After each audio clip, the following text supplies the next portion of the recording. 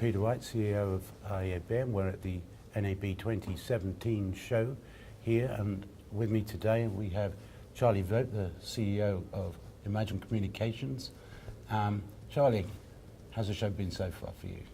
It's been fantastic, actually. You know, I mean, as you know, I came into this industry 4 years ago. I've spent 25 years in the telecom industry, and I was sort of wowed, with NAB and NIBC back then. But it's been a great show for us. You know, we spent more than a decade over the North Hall. We moved over to the South Hall. We enlarged our booth. We created sort of a theater within the booth to allow us to host panels and keynotes, which have been very well attended. So it's been a great show so far. Great. And how's Imagine Communications now shaping the future of, or what contribution they're making to the future of TV? Well, I think we're playing a huge role in the future of television. I mean, we certainly have, as you know, been on this path for 3 years as to where the industry needs to go. I've been on this, very, sort of convincing path to make sure that, we can keep our traditional broadcast and TV network customers relevant as the industry moves away from traditional television into a world that's defined by broadband, defined by the internet.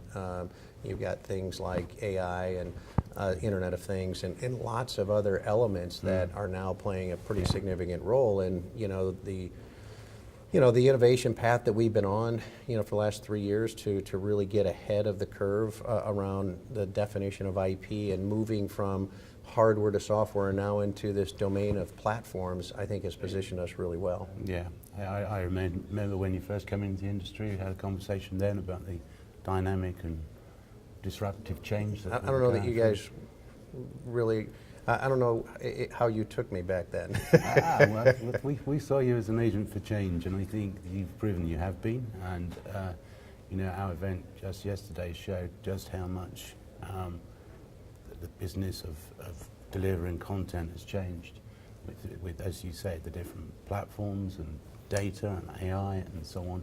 And it's an exciting time. Well, the velocity, I mean, I think I think what's caught a lot of people off guard is the compressed time and the velocity of change. And, I know it's metaphors and cliches, but, 4 years ago I talked about the fact that there's been more change in the last 5 years than the last 50 years, and that's being compressed today. And I think that, our customers, our peers' customers have got to move aggressively into this new world if they're going to participate. What used to be partners for them, could be competitors for them in the future. I mean, the $1 of advertising that, everyone was able to sort of look at in a very,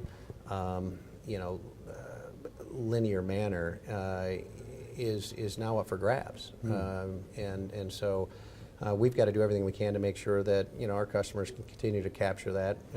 Everything that we're doing around ATS 3.0, I mean, even though there's a lot of discussion here in the United States about ATS 3.0, it certainly hasn't started here. I mean, Korea is already working on a version of ATS 3.0, but it really is the opportunity for traditional broadcasters to get into the IP domain. It's an opportunity for them to deliver things like paid television and put their own set-top box in the home, be able to deliver a subscription-based service that complements their advertising business. So it's an exciting time for them. But the reality is, you still have the same 7 billion people on the planet. You still have the same 300 million people in the United States, and you still have about the same advertising spend that everyone now has a platform to go vie and compete for. Yeah, so it's a completely different world. So tell me about this exciting announcement at your press event here in Vegas. Well, the single biggest announcement that we made that I believe is a game changer for us is what we're referring to as OpenXenium, which is our next generation microservices platform. It's sort of the core workflow development blueprint engine that we've been developing a lot of our next generation IP technologies on, and it's something that as more and more customers over the last 2 years were really better understanding what we were doing with next generation IP playout and what we were doing with our OTT portfolio and what we were doing with next generation automation, customers were beginning to look at, the underpinnings of what we were developing on, and the fact that we could accelerate the development based on how we were structuring that microservices environment. And we had a lot of people that wanted, to buy and acquire that piece, right, so that they could, begin to control their own destiny and build their own network. Okay.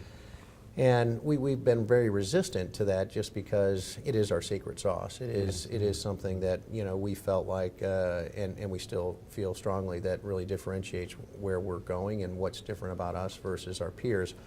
And so we've done a soft launch here at the show to send a message that we are going to open source, that software, and we're going to make it available to key customers to where they can not only continue to build out Imagine technologies, but they can also be in a position to write their own code and bring in third-party developers to write on top of that as well. Customize their package, is it? That's right.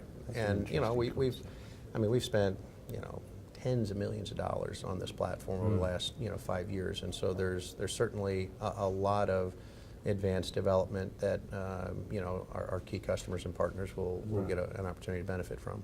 So this is what you refer to when you talk about microservices. Is that sort of an extension of that, or?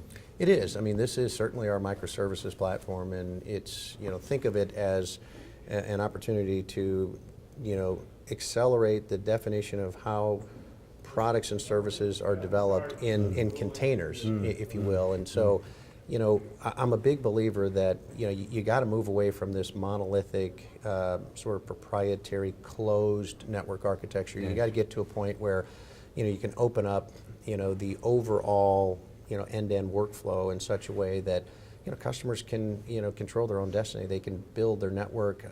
Let's face it, 75% of most of the networks can be realized from a lot of the technologies that we're building, but there's a lot of things that, our customers want to develop to differentiate, their business, or needs to be developed to customize the services that they want to launch. And Xenium and our microservices platform architecture will give them the ability to do that. That's cool. Yesterday at our conference, we were looking at the uptake of cloud and the inexorable growth of that in the industry, and how it's not just storage, it's production, it's all sorts of automated workflows being put on the cloud. Where do you see that going? Well, we've been on the page of virtualization and cloud for 3 years. Everything that we've been building for the last 3 years has been, native IP, and it's been very focused on the ability for our customers to virtualize some part or all of their network functions. And the reality is that if you believe that there's still only $1 of advertising that's up for grabs, and it's becoming hyper competitive to compete for that dollar, our customers have to look at how they can build the network of the future in such a way that it can be much more agile, much more flexible, and much more cost effective. Yes. And it needs to be a network that they can turn up a new channel and new services, in days. Yes. and not, be capital intensive. And it's not just the capital intensiveness, which is a big issue, but it's also the time that it takes to launch a new channel. And so I think, the cloud, is really the ability to virtualize,